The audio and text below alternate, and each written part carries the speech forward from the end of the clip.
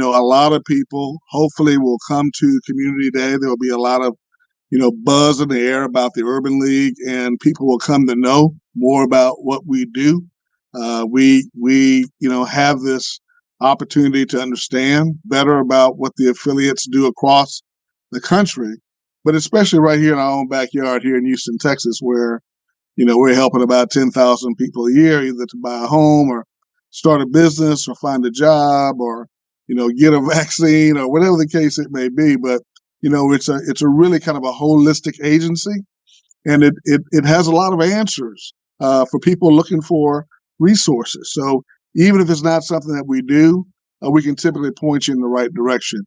And that's what Black people in marginalized communities need these days more than anything else is trusted information. And we've Yeah, got that. yeah. And the Houston Area Urban League is celebrating, if my memory serves, 55th anniversary. Is that correct? That's correct. That's correct. So founded on Juneteenth and a whole bit. And so this being, the 55th year makes it extra special, but it also kind of causes us to pause and say, how do we move forward? How do we find people that need to find us, but we don't necessarily know we're looking for each other, right?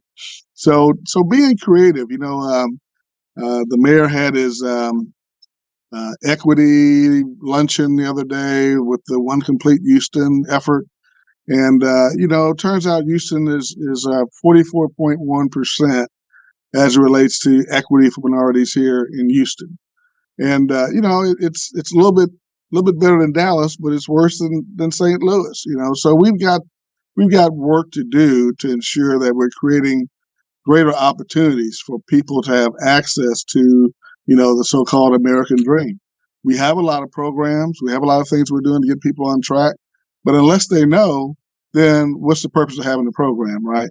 So Yeah. hopefully the conference will really shine a big, bright light. Thanks to you guys doing this interview and others, we'll get that chance to make ourselves more heard and more aware and available to folks.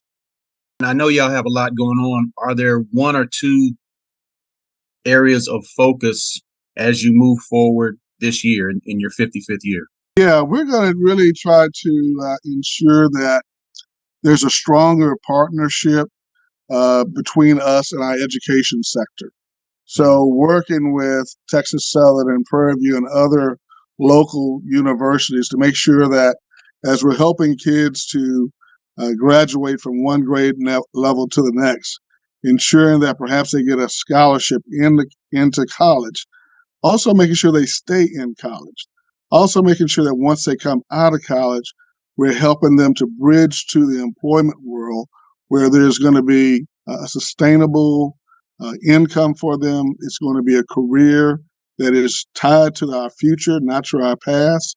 And just being a part of that whole continuum, we already offer a continuum of programs from education to housing to workforce, entrepreneurship, health. All five of those tenets are important to any successful life. We all agree upon that. But it's got to be deeper than just introducing folks to those things and making sure they're connected. It's about being a part of the partnership through that journey of life that so many of us, we can easily get distracted due to the complexities of modern society, especially the challenges that are involved for Black people. So trying to factor all that in and making sure that we have really strong partnerships over the next 10 years is what we're focusing on. I had a chance to interview Mark Morial, the head of the National Urban League, a few days ago. And he had nothing but glowing remarks to say about you and the Houston Area Urban League. How does that make you feel as the Houston Area Urban League leader?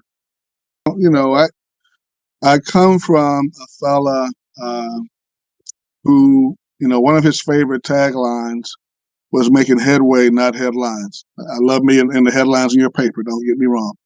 But it's really about, what did we do today to move the needle, not whether or not, someone beyond the person who received the benefit of it knows about it. It's important, I think, now to really use the megaphone, to use the platforms that we have to ensure that our young professionals are becoming more of the spokespersons for our work, as opposed to perhaps someone who's from my generation. It's just time that we really empower our young people to be the voices of our future, because they are our future. So, Mark's a great leader. Having 92 affiliates throughout the country to manage and to encourage and to, kind of keep us lifted up in these difficult economic times at times is not easy. But he's a great, charismatic, and brilliant person. So to have his high praise and honor is welcome. But that's not why we do the work. We do it for the person who got the job yesterday, for the person who got their first home, who avoided foreclosure, who got their vaccine, who started a business, and now they're a millionaire. That's why we do it. That's the stuff that makes us feel good. But I think we do owe it to our public, and that's again why we're doing this conference, and it's such a big deal for us, is to make sure more people know, so they can tap into, again, hopefully a reliable source. I hope people see us as a reliable, trusted source, because there's so many sources out there today. Many of them, they got here today and they're gone a year from now, or they got here a year ago and they're not in business today. Houston Urban Link's been here for 55 years. We have partnerships with our federal government to ensure we have quality programs. The programs are very strongly vetted. We have specific outcomes that we're responsible for to keep the grants. So, these aren't bells and whistles. These are real deals, and we're here to partner not only with them but also with our community. Just a couple more questions. So, just about everyone in Houston knows you come from famous parents, grandparents, etc. Just curious, has that been a hindrance to you and your leadership, or a help? Well, I think it's certainly a reminder that I was given a benefit that many don't often have, or at least they don't know that they have, because so many of us don't know the legacy of our own families. But it's a little bit of both, I'd say. You got to play by the rules, which is fine. But sometimes we have to challenge the rules too, because we are the rule makers to a degree. We are expected to be leaders and expected to push policy and expected to speak up and expected to do things that maybe others choose not to. I chose to be in this space, didn't have to. I could have just been whatever I wanted to be, but I chose to try to, pick up the legacy of what my grandfather, my father, and both my mother and father's side were great, great folks, as is many of our families. But ours was very public, so it was very public whether or not we chose this road. So glad that we did. Think we made some progress. Had a chance to follow my dad and his political career. Now my grandfather, and something that he started 55 years ago. I guess I'm just glad there's no one else I have to follow. But we'll take those two, and we'll put the burden on my son, Judson IV. There you go. And finally, just so people can know you a little bit better, rapid fire. Favorite food? Tacos. Wow. Okay. Favorite thing about Houston? Favorite thing about Houston, the generosity. Okay. What's your either favorite musical artist or musical genre? Well, we all love Marvin Gaye, and the way that he could, the What's Going On album has to be probably the most famous and still true album of all time. And I think I enjoyed watching my parents in the late 60s.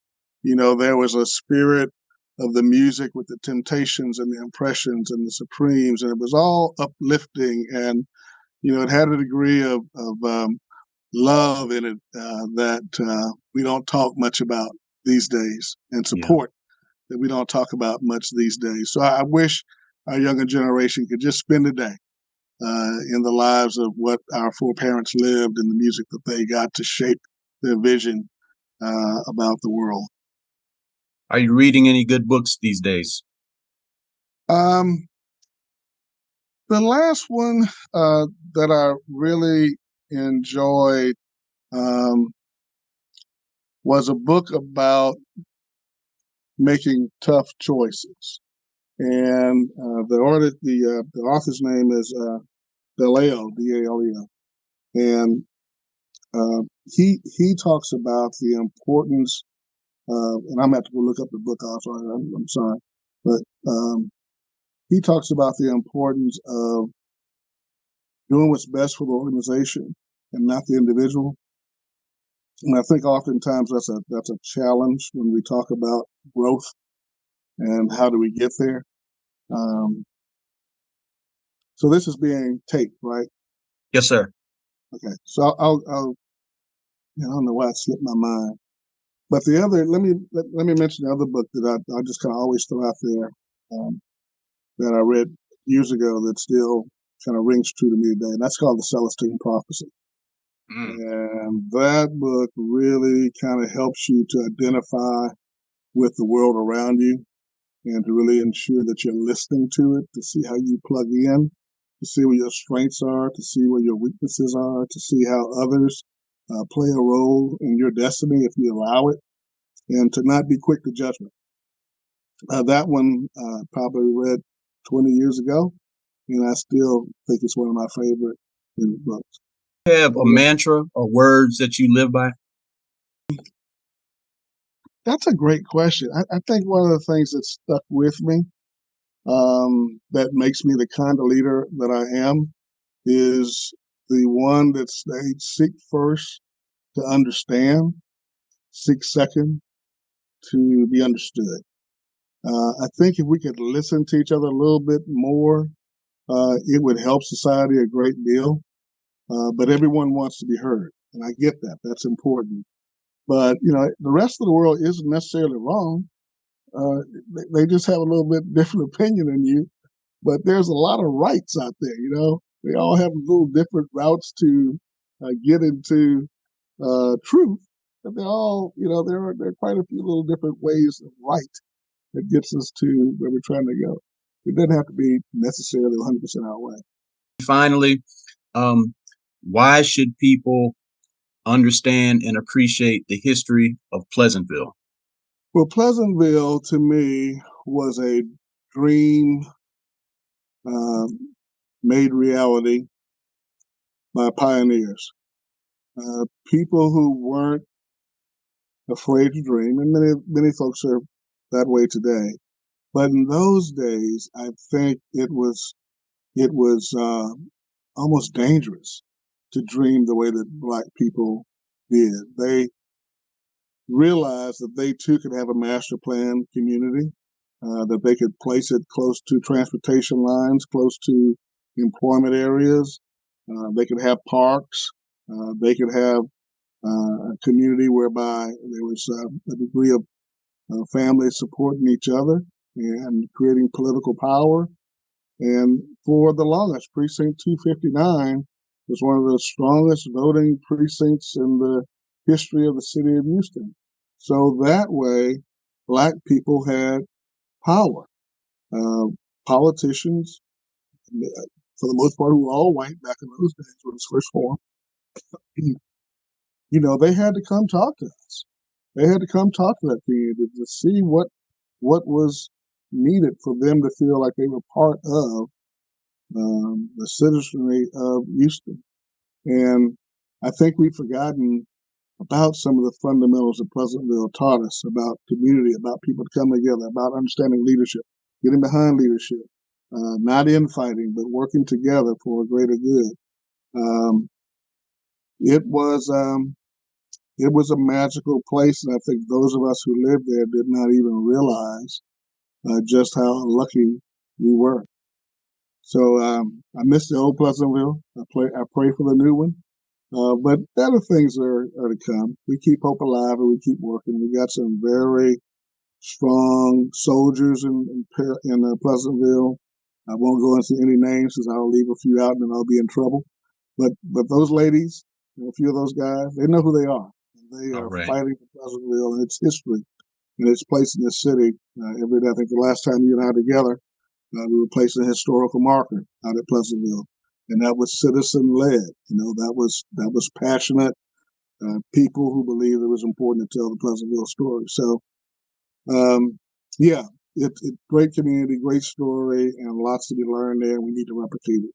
Let me say this last also about the conference, because the big thing that everybody can plug into is Community Day on the 29th. That's on that Saturday from 10 to 5.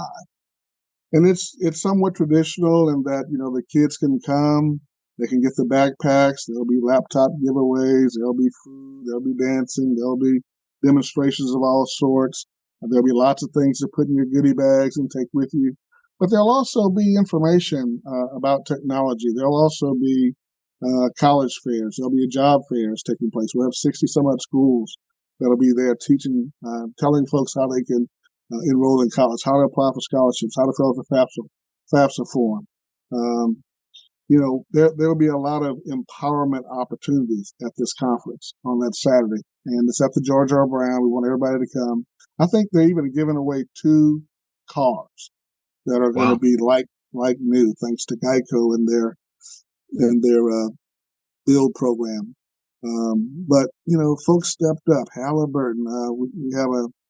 We have just a fantastic young chair lady. Her name is Myrtle Jones. She's the vice president of tax for Halliburton, who really stepped up. She called on some of her friends and really helped to make this conference a lot more um, realistic for us in terms of sponsorship.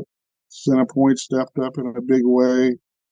They pledged a lot of support for the Urban League, and they want to be a part of, you know, this Hall 55 program where we're talking about focusing in on the college experience and ensuring the kids are placed and on their journeys. So, you know, that's why I say Houston is it's a giving city.